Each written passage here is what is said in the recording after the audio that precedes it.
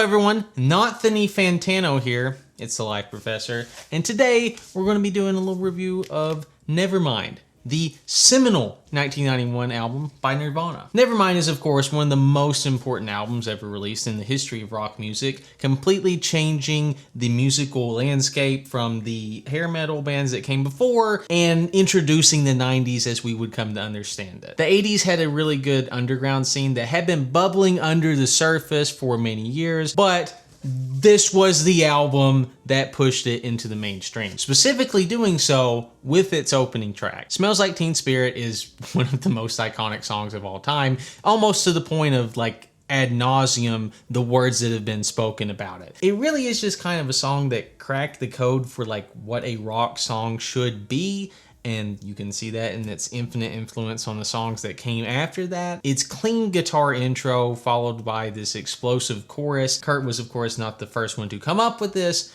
but he did find out a way to perfect this method. Chris Novoselic's bass line, which does just kind of follow the main chord progression, is just, playing the root notes for the most part, but it just settles into such a groove with Dave Grohl's disco drums. So none of the individual elements that are present on this album are in and of themselves necessarily novel, but added together and given this punk embrace of like these old rock cliches, it just produces this truly addicting mix. One of the great rock tropes is, of course, being industrial level loud, which comes on our next song in Bloom, which is the loudest song on the album. Even after just this complete breakdown of the song at the end of Smells Like Teen Spirit, it's still jarring when In Bloom comes on because it's just so much louder. That is, of course, the gifts of Butch Vig, who was the producer on this album, who was able to work with the band to mix these songs in a way similar to like pop songs, but still able to hold on to that edge, which made them Nirvana. And Bloom also takes a few jabs at the people who would go on to become Nirvana fans with the lyrics. He's the one who likes all of our pretty songs, and he likes to sing along, and he likes to shoot his gun, but he knows not what it means. The lyrics on Nevermind have been very well analyzed, and it really is this sense of juxtaposition where sometimes you have lyrics that are just complete nonsense because the band was literally drawing sets of lyrics out of a hat and just arranging them in the way that they thought best. However, there are other times where it is very apparent what they are trying to say, and both of those exist on sometimes the same song. This confusion in the lyrics is also further emphasized by Kurt Cobain's vocals being nearly unintelligible at times. Part of the fun of Smells Like Teen Spirit is just that the first time that you hear it, you do not understand a single thing that the man is saying. There's also kind of a fascination with opposites, which can be seen on the next song, Come As You Are, which is the wateriest song on the entire album. The album that launched 40,000 chorus guitar pedal sales at Guitar Center. And this emphasis on opposites butting their heads up together can both be seen in the lyrics, take your time, hurry up, and also in the choice of songs that come after each other, because the softer Come As You Are is immediately followed by Breed, which is just, as the kids might say, sicko mode. Lithium is, of course, one of the great rock anthems of the 90s, with this kind of plodding along, kind of meandering chorus that explodes into Cobain's contempt for lyrics with just 14 instances of him saying, yeah. Him and Usher would get along in that department, I suppose. And then as soon as you are starting to feel good and you're like, all right, yeah, I think I know this album, then it hits you with Polly, which is one of the darkest songs to ever receive widespread distribution. Polly, of course, tells the real-life story of a girl who was abducted from a punk rock show, and the tales of abuse that Cobain is able to kind of spin in this song is very interesting because if it was done by anyone else, it would be in such poor taste because, of course, Polly takes the point of view of the abuser. This is a recipe for disaster, but Cobain kind of understands both the humanity of the victim and the inhumanity of the perpetrator in a way that makes this song very haunting. It's something that is also further emphasized by the fact that this has a very rough production to it, because this was actually recorded earlier than the actual Nevermind recording sessions, which means it also features Chad Channing, the previous Nirvana drummer, on cymbals, which you may not know until right now. But this very terse Spartan recording, I think, does really work for this song due to just the weight of the lyrics and like the situation that it exists in. And of course we go from one of the softest songs on the album to the absolute hardest with Territorial Pissings, a song that is just the most punk distillation that you could ever get on a Diamond album. Like that's literally the exact limit that you could go and you wouldn't get arrested. It's just a reminder that shows that this new artistic direction that Nirvana was going with this record shows that this was an artistic choice. It's not a limitation or selling out by the group.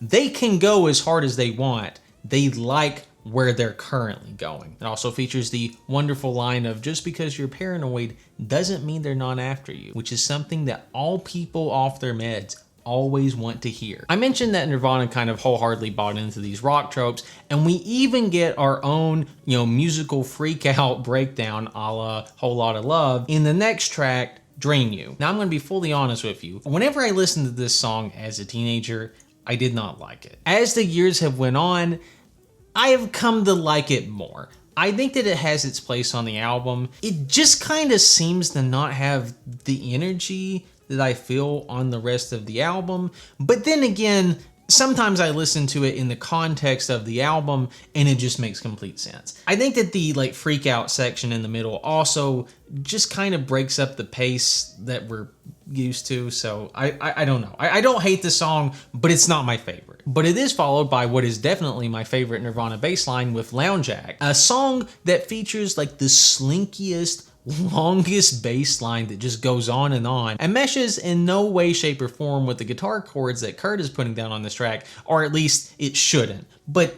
it does. I've always felt that this song was just kind of a very just comfortable song, a bit like a lounge act, you could say. Stay Away has this very excellent separation of guitar and vocals where it's like da na na na na na, which I think really shows Kurt's ability to just truly get the most out of the instrument. The guitar isn't just a machine on which to play, 3 chords with. It's more of a way to just make noise in the way that is needed for whatever song that he's writing. On a Plane is another very just, comfortable song. I don't know how else to put it. It's just like an old jacket that just, brings you warmth. It also ends with some very soothing vocals from Kurt and Dave with that and those hmms lead us into the final song for the album, Something in the Way. Something in the Way, for a lot of people, myself included, is possibly the most moving song on the album, as in it really does just kind of the heavy lifting for the kind of I'm living under a bridge mythology that Kurt became known for,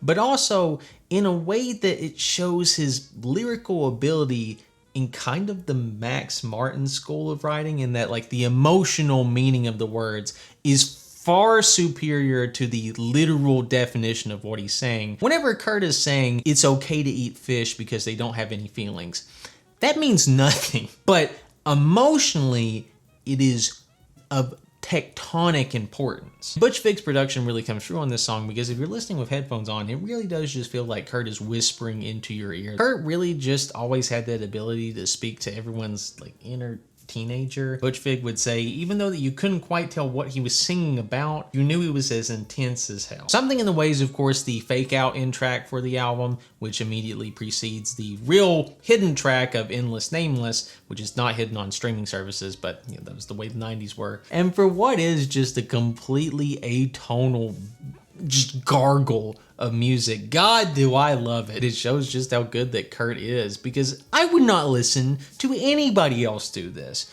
but I never skip this song if I make it to the end of the album, because yeah. So Nevermind was the first album that I ever purchased, all back in the ancient days of iTunes. And I remember, because it was my first album and I had seriously $10, I knew that the $9.99 I needed to spend on the album, it needed to be good, and I chose this, and I definitely made the right choice, as this record definitely became the most important of my youth. So if you are wondering if you do need to listen to it, the answer is yes. Yes, you do. You do need to listen to this. Even if you don't particularly like any of what you think that the genres are on this album, grunge, punk, etc., Nirvana's ability is to mesh all of their influences into this new product that kind of triangulates the best elements of each while avoiding the worst of all. And with all that being said, I am going to give this album a 10 out of 10. I know that, definitely not surprising. I mean, if ever there is an album that is a 10 out of 10, it is this. Favorite songs on the album are Smells Like Teen Spirit. Once again, an obvious choice, but I mean, Come As You Are and Something in the Way. Least favorite songs on the album, while all of them are great, if I had to choose the ones that I loved the least, it would be Polly and, once again, Drain You. But with that being said, if you like this review and you want to learn a little bit more about Nirvana, you can watch this video.